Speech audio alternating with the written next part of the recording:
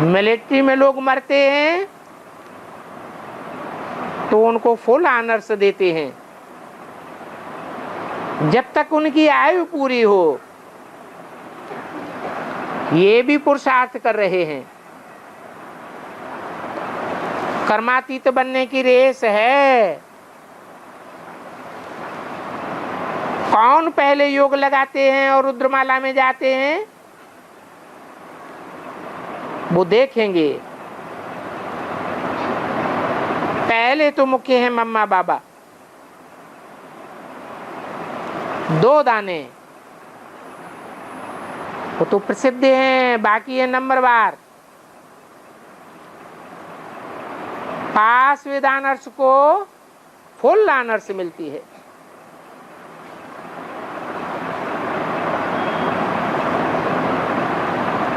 वो मांस आदि कुछ नहीं खाते हैं, उनका मान मर्तबा बहुत होता है। ऐसे तो हमेशा नवरत्न कहे जाते हैं, 8 नहीं तो 4 जोड़े हो जाते हैं। बाकी है एक बीच में, उसको बीच में डालते हैं। वो लोग तो अर्थ कोई नहीं समझते हैं, जिसने जो राय दी ऐसा बनाए देते हैं। ये जैनी लोग हठ कितना सिखलाते हैं।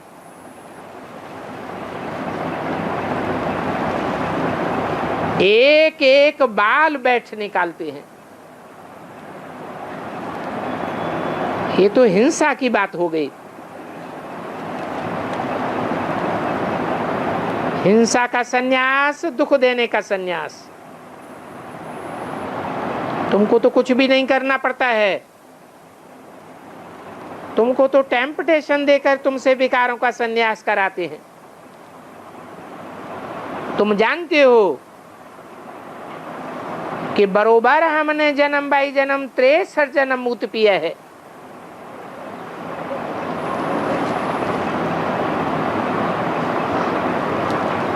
देवताएं कोई मूत नहीं पीते हैं, उनका तो जन्म भी दिव्य होता है। ये नॉलेज सिवाय तुम्हारे और कोई में नहीं है। बरोबर तुमने 84 का चक्कर लगाया। अभी हम वापस जाते हैं। जितना योग में रहेंगे तो तुम पवित्र बन सकेंगे। याद में रहें और सर्विस करते रहें तो उनको जास्ती फल मिलेगा। ये सारी बुद्धि की रेस है। बाबा तो मोस्ट बिलीवेड है, जिससे 21 जन्मों का वर्षा मिलता है। वो माता पिता तो भिख का वर्षा देते हैं। अभी देखो, भिख पर भी गवर्नमेंट ने केस किया, परंतु खुद ही मुझे जाते हैं कि क्या करें। वो कहते हैं हम पवित्र बन भारत को पवित्र बनाना चाहते हैं, तो हम अपवित्र कैसे बनेंगे? अगर हम कहें अपवित्र बनो तो हमारे ऊपर दोष आ जाए। फिर देखो खुद ही मुझे जाते हैं। कोई भी जज ऐसे नहीं कहेगा कि तुमको काम कटारी जरूर चलानी पड़ेगी। ऐसा जजमेंट कोई भी जज नहीं दे सकता।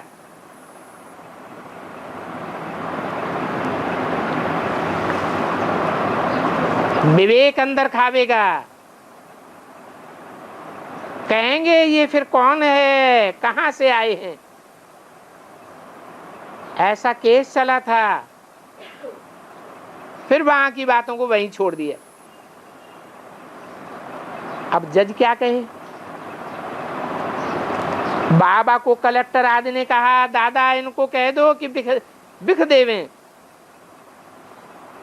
अगर भिख नहीं देवेंगे तो बहुत हंगामा हो जाएगा। ये सब मिलकर के आपको मार डालेंगे, ये करेंगे वो करेंगे, परंतु बाबा कैसे कहेंगे? बाबा समझाते हैं तुमको तो कोई भी मार नहीं सकता है। कोई घोड़े आदि को भी मारे तो भी केस हो जाए, परंतु इन्हों का मोह रहता है, बहुत मोह रहता है। पति में कितना मोह रहता है, बच्चों में कितना मोह रहता है। बाबा का भी बच्चों में मोह है ना, परंतु शुद्ध मोह है। शुद्ध मोह करना अब बाबा ही सिखाते हैं, बाकी तो सब का है अशुद्ध मोह। अभी बाप कहते हैं मुझे एक में मोह रखो तो मैं तुमको स्वर्ग का मालिक बनाऊंगा। बुद्धि में रहना चाहिए, हम पवित्र बन स्वर्ग के मालिक बनते हैं। अगर एक जन्म बिख न दिया तो क्या हर्जा है? अगर बिख देंगे, बिख लेंगे तो वर्षा गंवावेंगे। पुरुषार्थ से पता पड़ जाता है कौन पास होंगे। कई तो ईश्वर की संतान पर फिर भस्मासुर बन पड़ते हैं। माया ऐसा जोर से थप्पड़ मार देती है। इसलिए सदैव श्रीमत पर चलना चाहिए। माया बाहर कर लेती है तो फिर उस समय पता नहीं पड़ता है। सिवाय बाप के कोई भी मनुष्यों को देवता बनाए नहीं सकता। बल सब गीता पढ़ते आए हैं, परंतु गीता पढ़ने से क्या फायदा हुआ?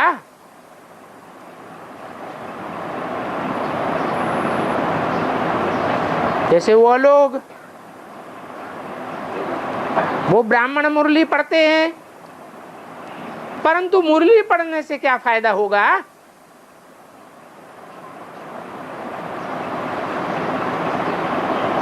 इनको भी बाबा कहते हैं गीता आदि तो तुम बहुत पढ़ते आए हो,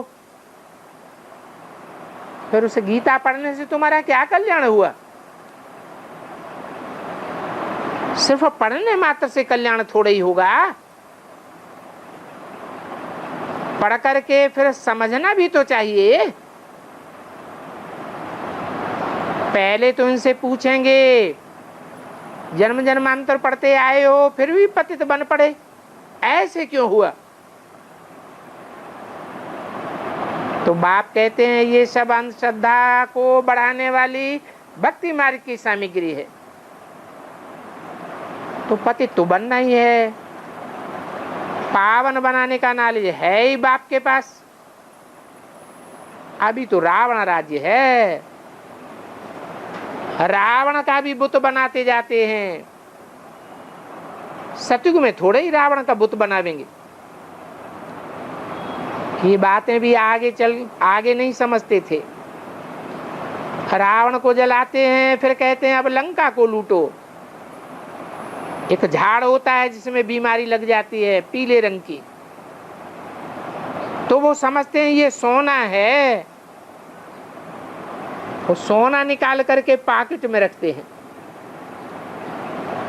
अब वो कोई सोना थोड़े ही होता है। सचमुच ये रावण अभी मरता है और फिर तुमको सोने की राजाई मिल जाती है। उन रावण का बुत बनाने वालों को तो कोई भी राजाई नहीं मिलेगी। तुम्हारे लिए सतयुग में सोना ही सोना होता है, वैकुंठ में तो ढेर का ढेर सोना। तो ऐसी सोने की पुरी में तुम जाते हो, वहां सोने की ईंटें बनती हैं, बिगड़ ईंटों के थोड़े ही महल बन जाएंगे। या मिट्टी की ईंटें देखो कितनी महंगी मिलती हैं, वहां तो सोने की ईंटों के महल बनावेंगे।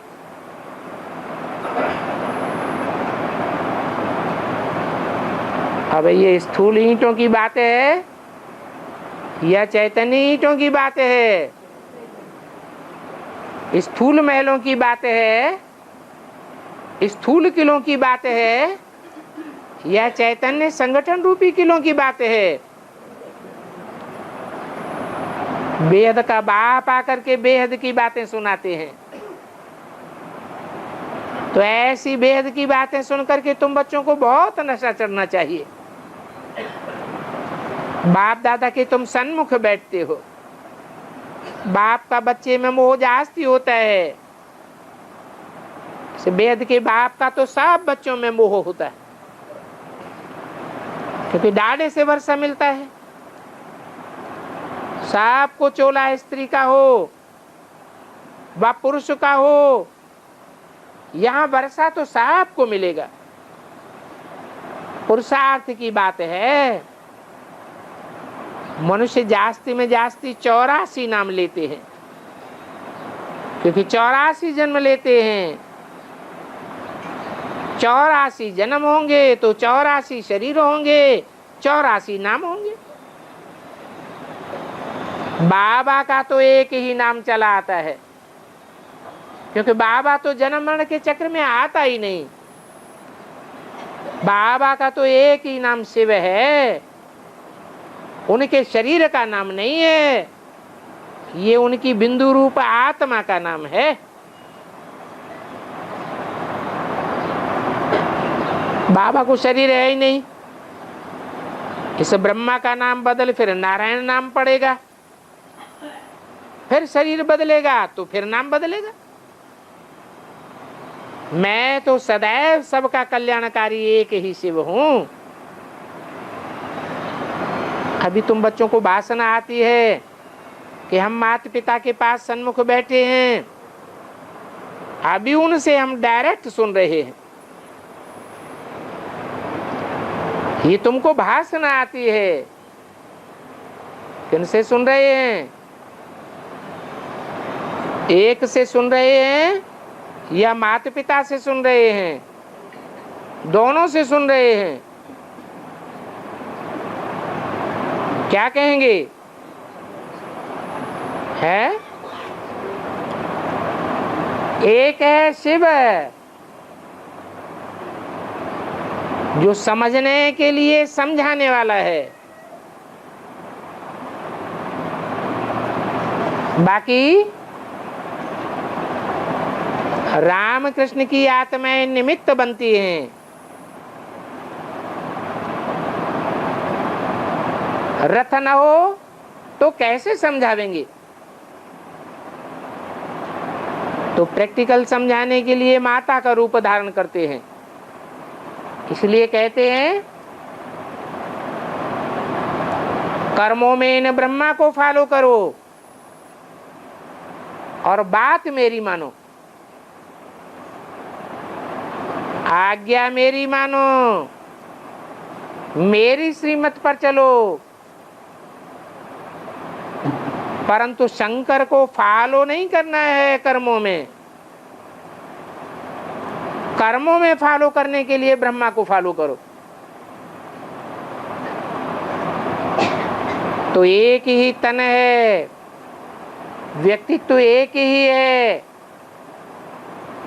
परंतु उसमें पार्ट बजाने वाली आत्माएं दो हैं। भक्ति मार्ग में उनको अर्धनारीश्वर के रूप में दिखाई दिया है। आधा पुरुष का रूप, आधा स्त्री का रूप। तो तुम बच्चों को माता पिता दोनों की भाषण आती है। समझते हो हम माता पिता के सन्मुख बैठे हैं, उनसे हम डायरेक्ट सुन रहे हैं। अच्छा, सिकील दे बच्चों को माता पिता बाप दादा का याद प्यार, गुड मॉर्निंग।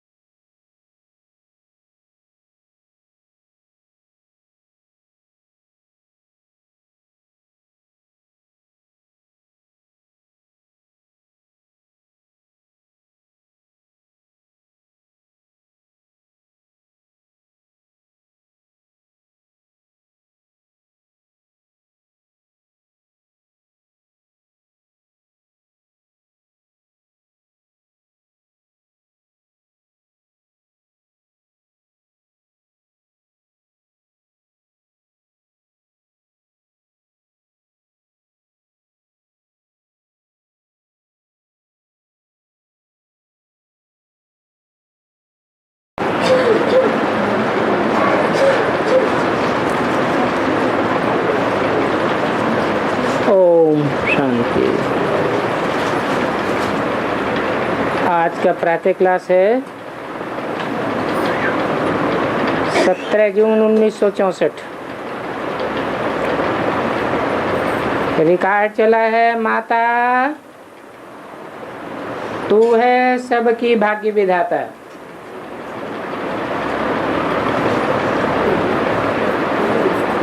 बच्चों ने अपनी माँ की महिमा सुनी। यूं तो हर एक को अपनी अपनी माँ है, परंतु ये है फिर सारे जगत की अम्बा।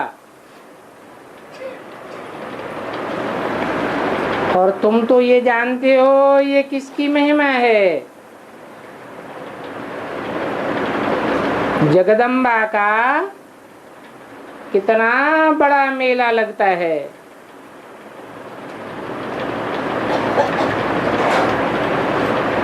ये संगम युग के मिलन मेले की यादगार है। तो कोई बताए ये जगदम्बा कौन है? परंतु ये बात तो कोई भी नहीं जानते।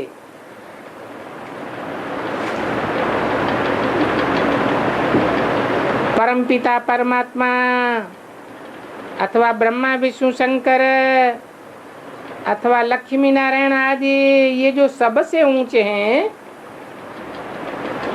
उन्हों की जीवन कहानी को कोई भी मनुष्य मात्र नहीं जानते। अभी तुम जानते हो जगदम्बा है ब्रह्मा कुमारी सरस्वती। जगदम्बा को जितनी भुजाएं आदि दिखाई हैं, उतनी भुजाएं तो कोई है नहीं। देवियों को भुजाएं दिखाई देते हैं, वास्तव में मनुष्यों को भुजा तो दो ही होती है। और परमपिता परमात्मा तो है निराकार, बाकी मनुष्यों को हैं दो भुजाएं। स्वर्ग के लक्ष्मी नारायण को भी दो भुजाएं हैं। सूक्ष्म वतन में तो ब्रह्मा विष्णु शंकर प्रवृत्ति मार्ग होने के कारण दिखाया गया है। सूक्ष्म वतन में भी मम्मा बाबा हैं। विष्णु का भी साक्षात्कार होता है। दो भुजाएं लक्ष्मी की, दो भुजाएं नारायण की। बाकी मनुष्य की कोई चार भुजाएं नहीं होती हैं। ये तो सिर्फ समझाने के लिए विष्णु को चार भुजाएं दिखाई हैं।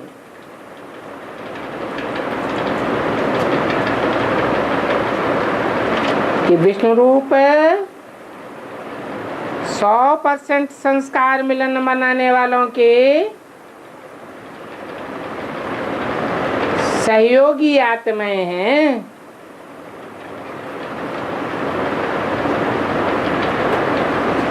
जो पति पत्नी के रूप में 21 जन्म के लिए आपस में संस्कार मिलाए लेते हैं।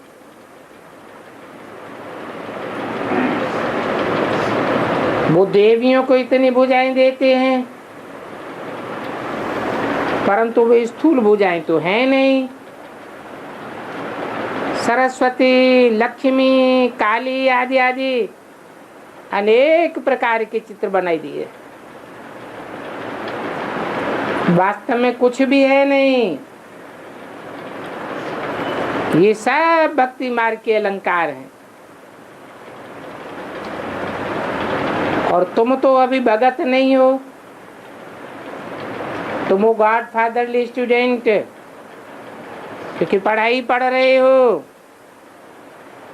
भगवान आकर भक्तों को भक्ति का फल देते हैं। वो भक्त तो हैं अंधश्रद्धा वाले। अंधश्रद्धा के कारण बिना समझे ही सबके चित्र रखते रहते हैं। कृष्ण का भी रखेंगे तो लक्ष्मी नारायण का भी रखेंगे, राम सीता का भी रखेंगे, गुरु नानक हनुमान आदि का भी रखेंगे। जैसे चूं चूं का मुरब्बा होता है ना, ऑक्यूपेशन तो कोई का भी जानते नहीं, मालूम होना चाहिए ना इन्हों को हम क्यों पूजते हैं। भला इनमें ऊंच ते ऊंच कौन है? हनुमान बंदर जैसा तो कोई होता नहीं है। क्या क्या बैठ बनाया है। भक्तों में मुख्य शिरोमणि भक्त दिखाते हैं नारद, और फीमेल्स में शिरोमणि भक्त रखा है मीरा को।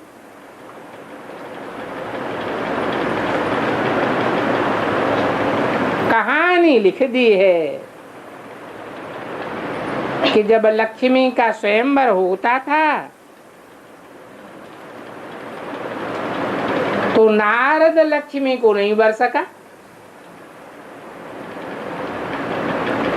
अब स्वयंवर तो सतयुग में होता है ना, ये तो नरक की दुनिया है। तो ये एक दृष्टांत बताया जाता है,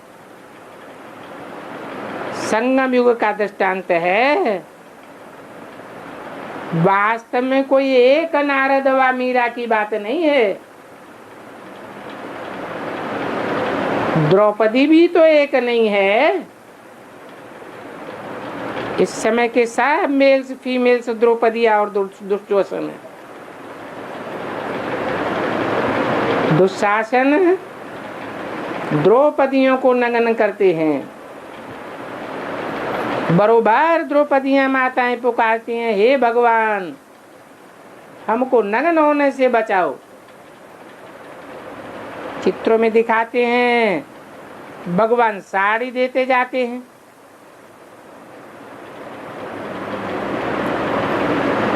कहते हैं 21 जन्म नग्न होने से बचाया। अभी तो बाप आए हैं सब द्रौपदियों की रक्षा करने के लिए। तुम श्रीमत पर चलेंगे तो 21 जन्म कभी नग्न नहीं होंगे। वो है ही संपूर्ण निर्विकारी दुनिया। पूछते हैं बाबा हम लक्ष्मी को वर सकेंगे? बाप कहते हैं बच्चे अपने दिल दर्पण में देखो कि हम ऐसे लायक बने हैं। भक्त तो इस समय सब बंदर हैं। नारायण का रूप बंदर का दे दिया ना, क्योंकि हर एक मनुष्य मात्र में 5 विकार प्रवेश है। भारत में संपूर्ण निर्विकारी देवी देवताएं थे, अभी तो संपूर्ण विकारी हैं। सतयुग में तो एक बच्चा होता है, 100 भी योग बल से पहले ही साक्षात्कार हो जाता है। जैसे तुम साक्षात्कार करती हो, हम प्रिंसेस बनेंगे। प्रिंसेस की आपस में रास का भी साक्षात्कार होता है कि हम भविष्य में ऐसे श्री कृष्ण के साथ रास करेंगे।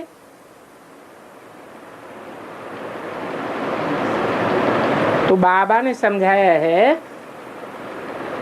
इतनी भुजाएं वाली देवियां नहीं होती हैं। लक्ष्मी नारायण को 2 भुजाएं हैं। इनको विष्णु का अवतार कहा जाता है। देवी देवता डिनास्टी है ना, तो इसको कहा जाता है विष्णु डिनास्टी। इसको माँ लक्ष्मी व नर नारायण कहते हैं। नर नारायण के मंदिर में चतुर्भुज रूप दिखाते हैं। और महालक्ष्मी को भी चतुर्भुज के रूप में दिखाते हैं।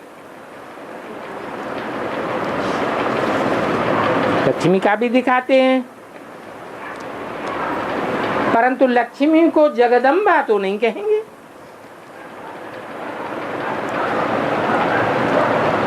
लक्ष्मी तो कोई बी के नहीं है,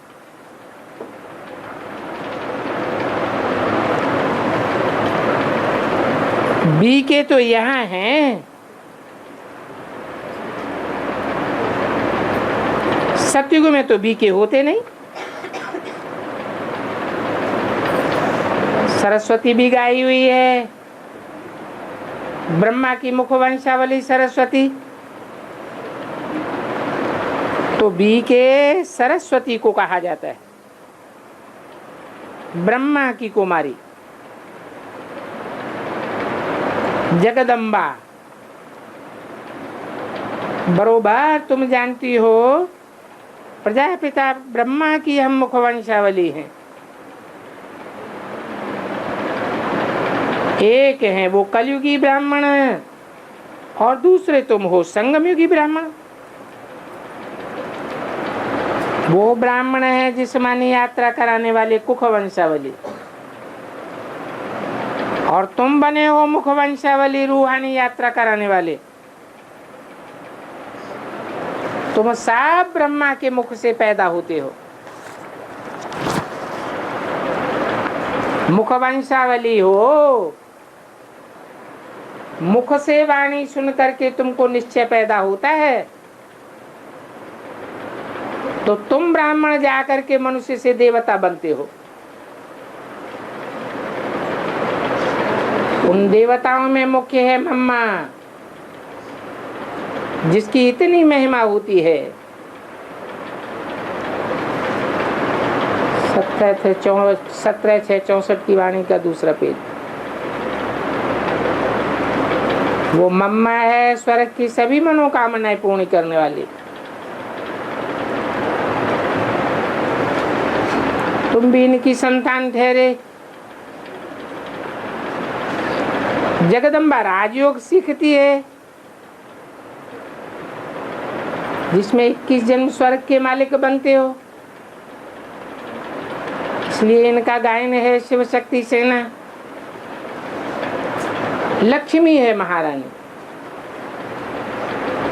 उनको एक बच्चा होता है, और प्रजापिता ब्रह्मा जगदम्बा को तो कितने ढेर के ढेर बच्चे। तो जगदम्बा को भी 2 भुजाएं हैं, वैसे ही लक्ष्मी को भी 2, नारायण को भी 2 भुजाएं। परंतु चित्रों में तो बहुत हंगामा कर दिया है। कब नारायण को काला, लक्ष्मी को गोरा बनाए देते हैं। अब ऐसे तो हो नहीं सकता। जो सतयुग में लक्ष्मी गोरी हो और नारायण कालो हो, तो कहाँ की बातें हैं? ये तो संगम युग की बातें हैं।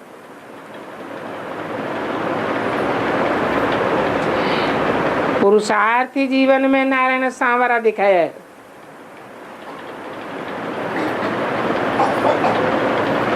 कन्याओं में धारणा ज्यादा होती है। कन्याओं माताओं में धारणा ज्यादा होने के कारण उनको धरणी कहा जाता है। तो लक्ष्मी को गोरा दिखाया है, कृष्ण सांवरा और राधे गोरी। तो बाप बैठ समझाते हैं, वास्तव में तो इस समय सभी सांवरे हैं, परंतु पुरुषार्थी जीवन में लक्ष्य रखने की बात है। तुम स्वर्ग में पवित्र थे तो गोरे थे, फिर काम चिच्छा पर बैठने से काले हो गए हो। कृष्ण को श्याम सुंदर कहते हैं ना। तो सुंदर है सतयुग त्रेता में। फिर 84 जन्म भोगते भोगते अंत में आकर श्याम बने। कृष्ण की आत्मा पुनर्जन्म लेती रहती है। तो बाद के जन्मों में वो नाम थोड़ा ही पड़ता है। इस समय वो आत्मा तमो प्रधान अवस्था में है। सतयुग आज में है देवी देवताएं। वो आज के देवी देवताएं ही 84 जन्म लेंगे।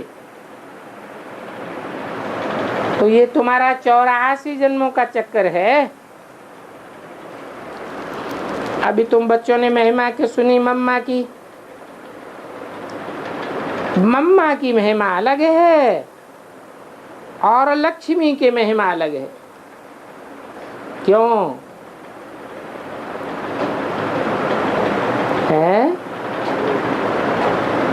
मम्मा है सारे जगत की अम्बा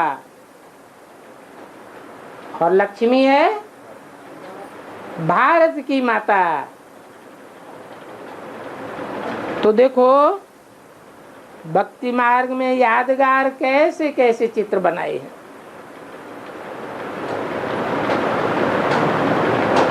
काली की जीव देखो कैसी दिखाते हैं।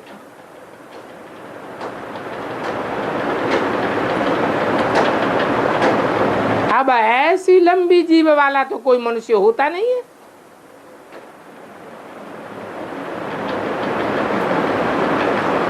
कहते हैं ना इसकी जीव बड़ी लंबी है।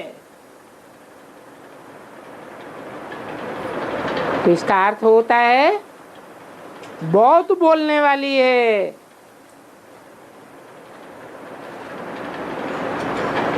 सरस्वती को कहते भी हैं वाक देवी,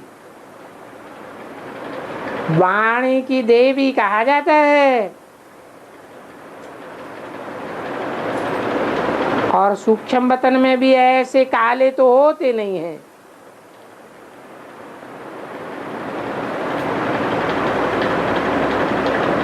शंकर पार्वती सूक्ष्म बतन में दिखाते हैं, ब्रह्मा विष्णु शंकर हैं। विष्णु तो है ही युगल। ब्रह्मा सरस्वती को भी तुम सूक्ष्म बतन में देखते हो। फिर कहते हैं ऐसे भयानक कहां से आए? ये काली का रूप बहुत भयानक दिखाते हैं। अब ऐसी कोई शक्ति थोड़ी ही होगी। वायलेंस करने वाली हिंसक शक्ति। हर एक बात के लिए बाप समझाते हैं। चित्र तो किस्म किस्म के बनाए गए हैं, चरित्र की यादगार हैं। बाकी मनुष्य तो मनुष्य ही होते हैं। सूक्ष्म बतन में है ब्रह्मा विष्णु शंकर, उनसे ऊपर होता है मूल बतन, जहां शिव और शालिग्राम रहते हैं। बस और तो कुछ भी नहीं है। बाकी इतने चित्र आदि सब भक्ति मार्ग की सामग्री है।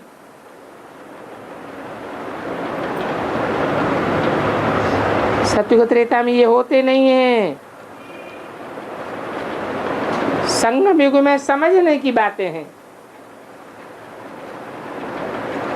तो ये ज्ञान और भक्ति की बात है। ज्ञान अर्थात दिन, भक्ति अर्थात रात। ब्रह्मा का दिन ज्ञान है और ब्रह्मा की रात भक्ति है।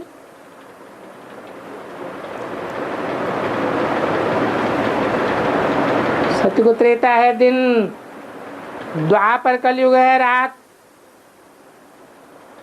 अभी तो घोर अंधियारी रात है, फिर दिन भी होना है। बाप कहते हैं मेरा जन्म होता ही है संगम पर, जब कि कलयुग का अंत घोर अंधियारा। और सतयुग की आदि घोर सोझरा। संगम पर ही मैं आकर के तुमको समझाता हूं।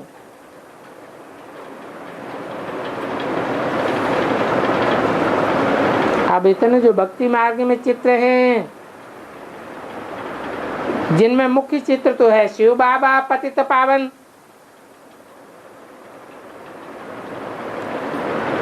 लक्ष्मी नारायण, राम सीता, सब इस समय पतित है, अंतिम जन्म में है। वो पतित पावन कैसे हो सकते? ये तो सारी दुनिया पतितों की है। अगर शिव बाबा ना आता तो सब बरफनाटे पे नहीं होते। बलिहारी शिव बाबा की है, जो आकर के हम पतितों को पावन बनाते हैं। इस समय तो सब तमो प्रधान पतित हैं, इसलिए सब दुखी हैं। परम धाम से पहले पहले आत्मा आती है पावन, तो सतो प्रधान होती है, फिर सतो रजो तमो में आना पड़ता है। दुनिया की हर चीज का ऐसे ही होता है। हर चीज चार अवस्थाओं से पसार होती है। छोटा बच्चा भी पहले सतो प्रधान होता है, उसके लिए भी कहते हैं ब्रह्मज्ञानी और बालक एक समान। फिर सतो रजो तमो में आना ही है, चेंज तो करना ही है। तमो प्रधान से सतो प्रधान भी बनना है। ये दुनिया भी पहले सतो प्रधान थी, अभी तमो प्रधान है। तमो प्रधान से सतो प्रधान सिर्फ बाप ही आकर के बना सकते। क्यों? दूसरा कोई क्यों नहीं बना सकता? इतने बड़े बड़े ग्रेट फादर्स हुए हैं, इतनी बड़ी जनरेशन उनको मानती है। इब्राहिम, क्राइस्ट, बुद्ध, फिर वो सतो प्रधान क्यों नहीं बना सकते? क्योंकि वो खुद ही सतो प्रधान से तमो प्रधान बनते हैं। एक शिव बाबा ही है जो कभी सतो रजो तमो चार अवस्थाओं से पसार नहीं होता। सिख लोग कहते भी हैं है सी भी सत्य, हो सी भी सत्य, और अभी भी सतो प्रधान है। ऐसे बाप को न जानने के कारण फिर सबको याद करते रहते। कितने ढेर के ढेर चित्र बनाते हैं, परंतु उनमें भी हर एक का कोई मुख्य जरूर होता है। जैसे कि बाबा के पास भी बहुत चित्र रहते थे, उनमें भी मुख्य श्री नारायण का था। सिख धर्म का होगा तो बल शिव बाबा का, लक्ष्मी नारायण का, राम सीता आदि का रखा होगा। तो भी वो गुरु नानक को अधिक मान्यता देंगे, गुरु नानक को अधिक याद करेंगे। परंतु ऊंच ते ऊंच भगवान तो एक ही है। उनकी महिमा भी लिखी हुई है। सत्य नाम करता पुरुषा काल मूर्त, सत्युग आदि है, सत्य है भी सत्य। अर्थात ये जो दुनिया का चक्कर है, वो दुनिया में चक्कर तो सब जरूर लगावेंगे, तो सब सतो प्रधान से तमो प्रधान बन जाते हैं। एक बाप ही है, वो सब आत्माओं का बाप है। वो कभी तमो प्रधान सतो प्रधान नहीं बनता है। उसको कहते ही है सत्य चित्त आनंद। ये सब बातें बाप बेट समझाते हैं। भक्ति मार्ग में गोरे कृष्ण का मंदिर अलग, सांवरे कृष्ण का मंदिर अलग दिखाते हैं। कहाँ फिर शिव का भी चित्र रखते हैं तो लक्ष्मी नारायण का भी रखते हैं, परंतु आकुपेशन तो दोनों का नहीं जानते। बाप आकर के अभी तुम बच्चों को षष्ठ के आदि मध्य अंत का राज समझाए, सुदर्शन चक्रधारी बनाए, तुमको चक्रवर्ती राजा बनाते हैं। 17/6/64 की वाणी का 3रा पेज। बल तुम सब हो गृहस्थी, फिर भी देखो इस पढ़ाई का कोर्स उठाते हो। इन बुढ़ियों से भी पूछो तुम कहाँ जाती हो, तो कहेंगी हम भगवान के कॉलेज में जाती हैं। भगवान वाच, हम तुमको भी सो देवी देवता बनाता हूँ। भगवान पढ़ाते हैं भगवान भगवती बनाने के लिए, परंतु ऐसे नहीं कि सतयुग में सबको भगवान भगवती का राजा कहेंगे, भगवान भगवती का राज्य कहेंगे। नहीं, वो है आदि सनातन देवी देवताओं का राज्य।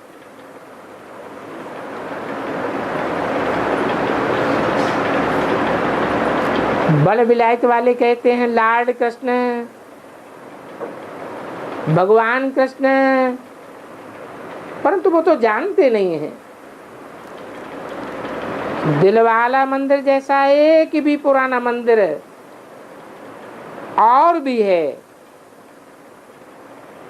अमेरिकन लोग जब देखते हैं ये तो देवताओं के चित्र हैं,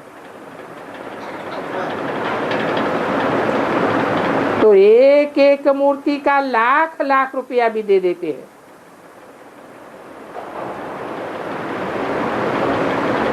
प्राचीन चीजें देखते हैं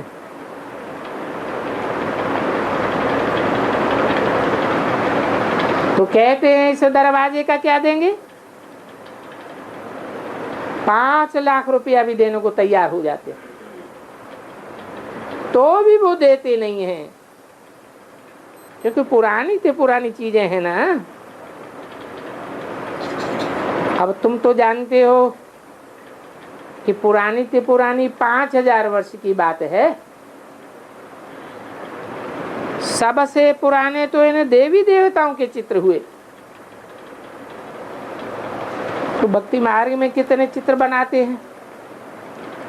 भक्ति मार्ग जब शुरू हुआ तब उन्होंने सोमनाथ का मंदिर बनाया। बाप समझाते हैं भारतवासी कितने साहूकार थे। अभी तो भारत नरक बन गया है, बिल्कुल भिखारी कंगाल बन गया है। ऐसे भारत की हिस्ट्री फिर से रिपीट होनी चाहिए। तुम बच्चों को सारी बेहद की हिस्ट्री ज्योग्राफी का पता है। सतयुग में तो इन देवताओं को कुछ भी पता नहीं होगा। ये ज्ञान सतयुग में फिर प्राय लोप हो जाता है। वह कोई पति तो होते नहीं जो ज्ञान दिया जाए। ये सारी नॉलेज प्राय लोप हो जाती है। तो फिर कोई बताइए गीता कहाँ से आई। वो सब भक्ति मार्ग के शास्त्र आदि बने हुए। नई दुनिया के लिए तो जरूर नई नॉलेज होगी। पुरानी नॉलेज से नई दुनिया थोड़ी ही बनेगी।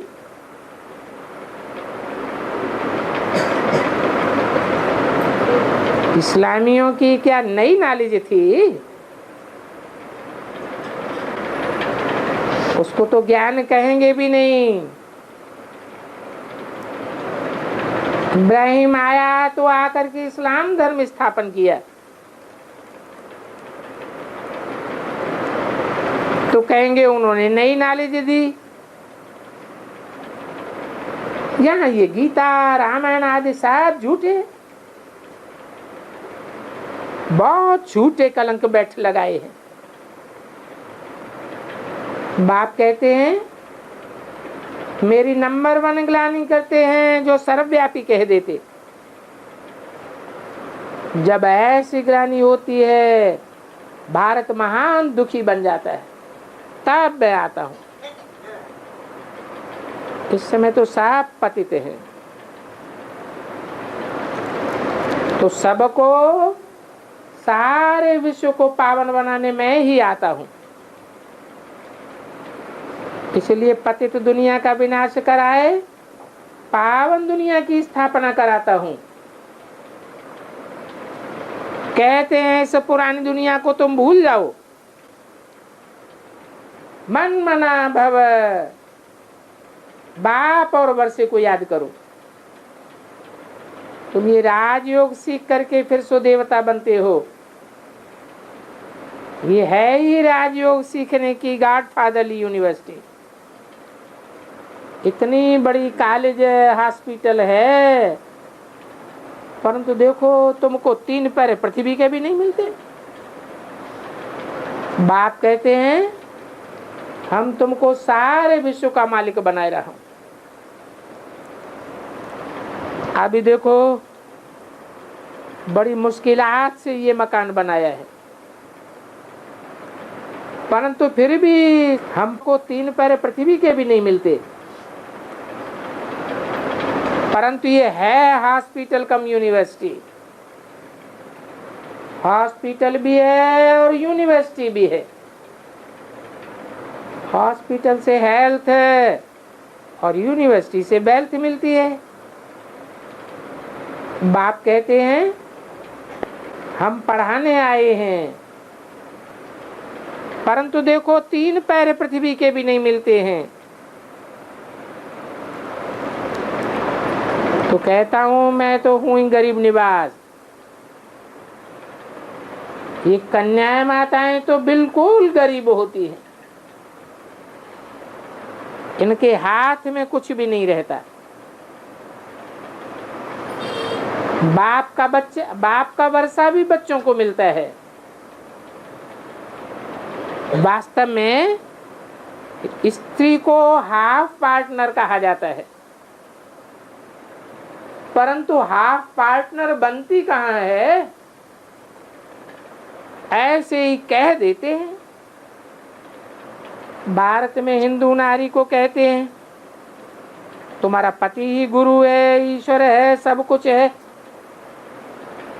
परंतु हाफ पार्टनर को ऐसा थोड़ी कहना चाहिए, मैं गुरु हूं, ईश्वर हूं और तुम मेरी दासी हो।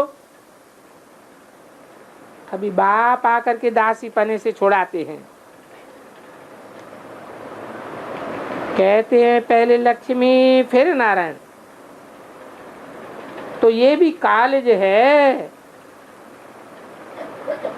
अच्छा, मीठे मीठे सिकिंदे बच्चों प्रति माता पिता बाप दादा का नंबरवार पुरुषार्थ अनुसार याद प्यार मुड़मवन।